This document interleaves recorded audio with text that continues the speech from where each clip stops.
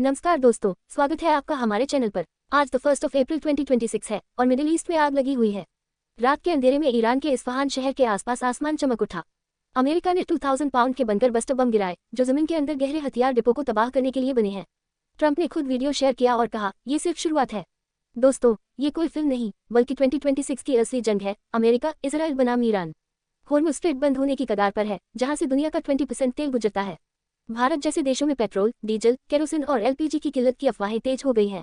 Petrol पंपों पर भीड़, घरों में चूल्हा जलाने के लिए चिंता। आज की इस रिपोर्ट में हम आपको पूरी कहानी बताएंगे, शुरू से लेकर अब तक क्या हो रहा है, भारत पर क्या असर पड़ेगा और आगे क्या हो सकता है।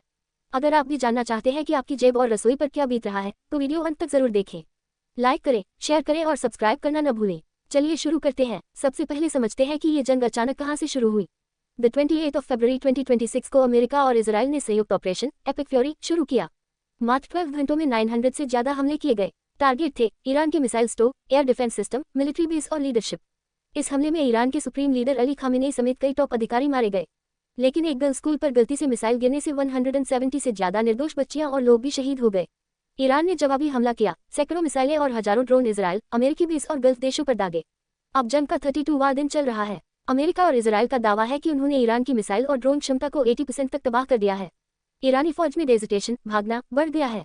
पेंटागन चीफ पेट हेगसेथ कह रहे हैं, अगले कुछ दिन निर्णायक होंगे। ईरान के पास मिलिट्री ऑप्शंस बहुत कम बचे हैं। कल रात की सबसे बड़ी खबर, अमेरिका ने ईरान के इस्फहान शहर के पास एक बड़े हथियार डिपो पर 2000 पाउंड लगभग 900 किलो के बंकर बस्टर बम गिराए। ये बम इतने पावरफुल है कि जमीन के अंदर 10 से 15 मीटर गहराई तक घुसकर विस्फोट करते हैं। ट्रंप ने ट्रुथ सोशल पर खुद वीडियो पोस्ट किया। रात का अंधेरा, आसमान में चमकती आग की लपटें और विशाल मशरूम क्लाउड उड़ता हुआ।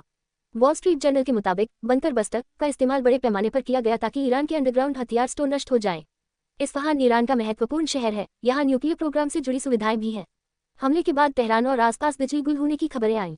ईरान का कहना है कि ये हमला मानवता के खिलाफ अपराध है, जबकि अमेरिका इसे मिलिट्री टारगेट बता रहा है। राष्ट्रपति डोनाल्ड ट्रंप ने ईरान को साफ चेतावनी दी, होर्मुज़ स्ट्रेट को तुरंत खोलो, वरना हम तुम्हारे ऑयल वेल्स, पावर प्लांट्स और खार्ग आइलैंड को पूरी तरह तबाह कर देंगे। होर्मुज़ स्ट्रेट क्या है? ये फारस की खाड़ी का वो रास्ता है जहां से रोजाना दुनिया का 20% तेल और बहुत सारा गैस गुजरता है। ईरान ने इसे अपने कंट्रोल में ले लिया है और जहाजों पर टोल लगाने की धमकी दी है। कुछ रिपोर्ट्स के मुताबिक ईरान ने टोल चाइनीज युआन में वसूलने की भी बात कही। नतीजा, सैकड़ों जहाज फंस गए, बीमा दरें 4 से 6 गुना बढ़ गई, कई टैंकर रुक गए। ईरान ने एक कुवैती ऑयल टैंकर पर ड्रोन अटैक भी किया, जिससे आग जलक गई दुबई के पास। ट्रंप ने सहयोगी देशों फ्रांस, यूके आदि पर भी गुस्सा जताया, तुम लोग हमारी मदद नहीं कर रहे। अब खुद जाकर स्ट्रेट खोलो, हम नहीं लड़ेंगे। अमेरिका अब तुम्हारा तेल नहीं बचाएगा। दोस्तों, अब सबसे महत्वपूर्ण हिस्सा, ये जंग भारत को कैसे प्रभावित कर रही है। भारत दुनिया का दूसरा सबसे बड़ा एलपीजी आयातक देश है। होर्मुज़ स्ट्रेट बंद होने से 18 से 20 भारतीय जहाज फंस गए। इनमें क्रूड ऑयल, एलपीजी और एलएनजी वाले टैंकर शामिल हैं। कुछ जहाज निकलने लगे हैं, जैसे BWL और BWTYR, लेकिन कई अभी भी अटके हुए हैं। सरकार का कहना है पेट्रोल और डीजल की कोई कमी नहीं है, लेकिन अफवाहों से कुछ इलाकों में पंपों पर भीड़ देखी गई। केरोसिन को पब्लिक डिस्ट्रीब्यूशन सिस्टम में फिर से शामिल किया गया है, 60 दिनों के लिए 21 राज्यों में जहां पहले ये बंद था। एलपीजी की सप्लाई पर असर पड़ा है। इंडस्ट्रीज को गैस कम दी जा रही है ताकि घरेलू सप्लाई बनी रहे। कुछ एक्सपर्ट्स चेताव रहे हैं कि अगर संकट लंबा चला तो कोयला या पुराने ईंधन की तरफ वापसी हो सकती है, जो प्रदूषण बढ़ाएगा। अगर तेल की कीमतें $150 प्रति बैरल तक पहुंच गई, जैसा ब्लैकरॉक सीईओ ने चेतावनी दी, तो भारत में पेट्रोल डीजल महंगा हो सकता है। आपकी जेब पर सीधा असर। ईरान की तरफ नया सुप्रीम लीडर मुजतबा खामेनी। देश में विरोध प्रदर्शन। कुछ रिपोर्ट्स में डेजिटेशन और मिलिट्री में अनुशासनहीनता की खबरें। लेकिन ईरान अभी भी मिसाइल और ड्रोन हमले कर रहा है। इजराइल पर क्लस्टर मुनिशंस दागे गए। लेबनान में हिजबुल्लाह के साथ जंग बढ़ रही है। इजराइल ने ज्यादा सैनिक भेजे, 4 इजरायली सैनिक शहीद हुए। अमेरिका इजराइल की तरफ 11,000 से ज्यादा टारगेट्स पर हमले किए जा चुके। एआई प्रोजेक्ट मेवन का इस्तेमाल टारगेट चुनने में हो रहा है, लेकिन एक स्कूल पर हमले की जांच चल रही है। ट्रंप कह रहे हैं डील हो रही है, लेकिन अगर नहीं हुई तो हम और हमले करेंगे। कुछ रिपोर्ट्स में ट्रंप युद्ध खत्म करने और स्ट्रेट खुलवाने के बिना भी निकलने की सोच रहे हैं।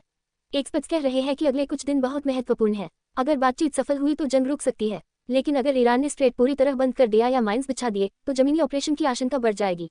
अमेरिका ने हजारों अतिरिक्त सैनिक मिडिल ईस्ट भेजे हैं। भारत के लिए सलाह, सरकार ने नेवी को अलर्ट कर दिया है। भारतीय जहाजों की सुरक्षा पर नजर रखी जा रही है। आम नागरिकों को अफवाहों पर ध्यान नहीं देना चाहिए। जरूरत से ज्यादा स्टॉक न करें। दोस्तों, ये जंग न सिर्फ मिडिल ईस्ट को बल्कि पूरी दुनिया की अर्थव्यवस्था को हिला रही है। तेल संकट, महंगाई और भू राजनीतिक बदलाव, सब कुछ एक साथ। आप क्या सोचते हैं, क्या ये जंग जल्द खत्म होगी या और बढ़ेगी? कमेंट में जरूर बताएं। अगर वीडियो पसंद आए तो लाइक करें, शेयर करें और चैनल को सब्सक्राइब करें ताकि ऐसी ही लेटेस्ट अपडेट्स आपको मिलती रहें। बेल आइकन दबाना न भूलें। सुरक्षित रहें, सूचित रहें। मिलते